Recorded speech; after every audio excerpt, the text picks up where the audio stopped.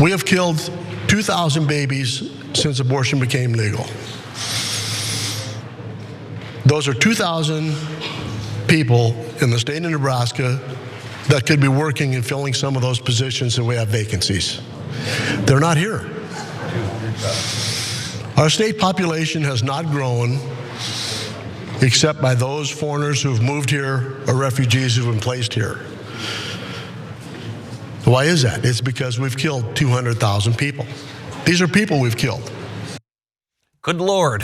That is Nebraska State Senator Steve Erdman. You're going to be shocked to find out, Republican, talking about how they need to outlaw abortion so that the state population can grow. That's his argument. And of course, many people listen to what he just said and they hear shades of the great replacement theory that's become so common on the right wing. It used to just be in sort of like fringe right wing forums and things like that. No, now it's just everywhere. So we're gonna get to that.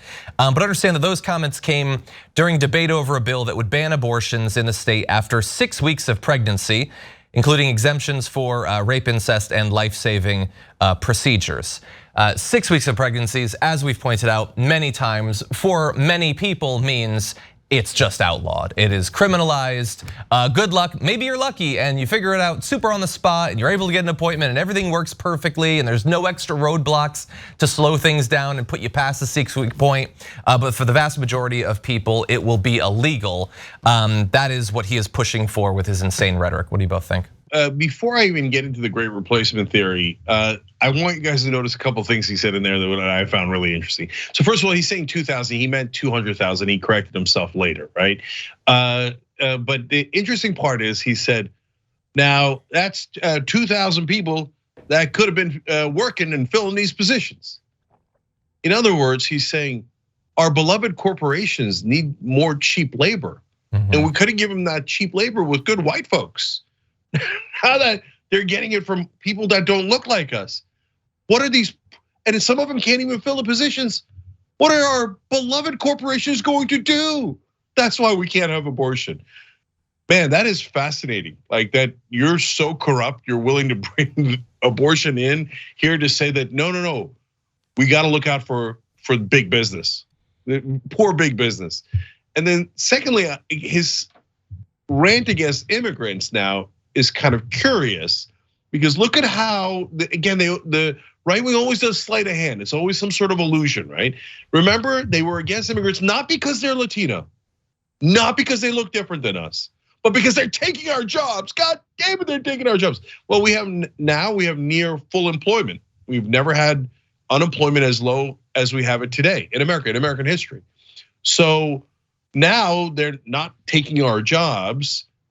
So he's saying, well, they're taking the jobs we don't want, and we can't even fill all the jobs we have, but we still hate the immigrants.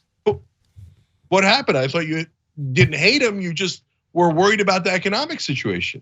Now you don't have that excuse anymore, and you still hate the immigrants. And you're saying, give me more white babies to replace them. Thank you for admitting your obvious racism all of these years. You know, every person's reason and justification for terminating a pregnancy is different, but there are people who sometimes terminate a pregnancy, it was unwanted, but also because they can't afford to provide for a kid. And when you have a state like that, where people like him are elected and dictate state laws and strip those areas for parts, as we've seen throughout the Midwest, radical conservatives have just, again, stripped these states for parts to benefit their corporate donors and their corporate overlords. That has become increasingly difficult, an increasingly difficult place for people to make ends meet. And you could just draw a through line, like Cenk, you're pointing out. He's explicitly saying these are people who could fill these jobs to benefit these corporations. You could draw a through line straight through that rhetoric and how they see people as just cogs in this big corporate machine. And that's really what they're getting at. And whether they want to use an abortion as a wedge issue for this or as justification to keep pushing these people into these low wage jobs, ultimately it's to keep people reliant on again, these low paying jobs from these corporations, but keeps them in positions where it's more and more difficult to make ends meet. And I don't blame anyone for wanting to terminate a pregnancy if they can't afford it. This is the system Republicans have created, and it's only going to get worse when they continue pushing these radical anti-choice bills. Yeah, you're totally right that for a lot of people they can't afford it. But also, if your big fear is abortion and how many people can participate in the workforce, having a kid in some cases makes it very difficult to continue to work for some time. It's just weird that he discounts that. I assume a little bit of misogyny might be at play there, that he doesn't think that their contributions would be valued anyway.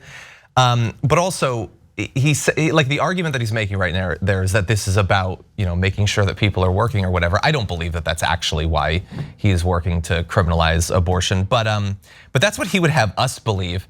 If that is actually your rationale, that you believe that rights people have had for their entire lives should be stripped away and they should be forced to bear and raise a child just so that we make sure that we have people who can work, why is it that they won't do other things to make sure that people don't prematurely die that would take them out of the workforce? Like, is he going to ban assault rifles so that all of these kids who theoretically, when they're gunned down in their schools, could someday go on to become plumbers and orthodontists and things like that? Is he gonna do that? Just out of curiosity, since he's implying that life is so important to him, out of curiosity, I looked up, did he have much to say during the pandemic when, by the way, 1 in 382 people in Nebraska died from COVID, better than some states, worse than others. He called for herd immunity. It's the only way, and he stressed, by the way, that businesses needed to reopen. That was his argument for just let it run amok. Sure, it'll kill a bunch of people, and I guess presumably they won't be able to work later on, but whatever, we gotta get the doors open, so just let people get sick, let people die. He has a very tenuous attachment to this idea that life is important.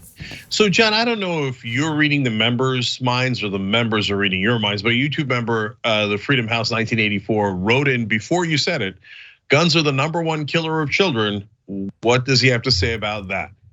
And so if you're worried about white kids getting replaced, well, a lot of white kids are dying in their classrooms, getting shot up by AR-15s. Yeah. So why don't you, and they already exist. They're not zygotes, they're human beings, fully grown human beings. There are kids, white or otherwise. But you have seemingly no concern about that, none. You're not pro-life. None of these guys are pro-life. I mean, look at him, as John pointed out, and every issue, what does he bring it back to? How is this affecting corporations? Am I still gonna get donors? Am I gonna get the checks? How is it affecting big business? I love big business, okay? Come on, get out of here. But guys, the last thing is, so right wing says, left wing uses racism too much, etc. But think about it. He's worried that they're going to get replaced. Replace us, but what do you mean replace us? Remember they in Charlottesville, they chanted, you will not replace us, the Jews will not replace us, etc., right? When you say that immigrants are replacing us, you're basically saying you're not part of us. So when you're a Latino or a Muslim immigrant or an African immigrant or anything like that, by the way, when there was mainly European immigrants coming in, there was no talk of a replacement theory. There was no talk of replacing us.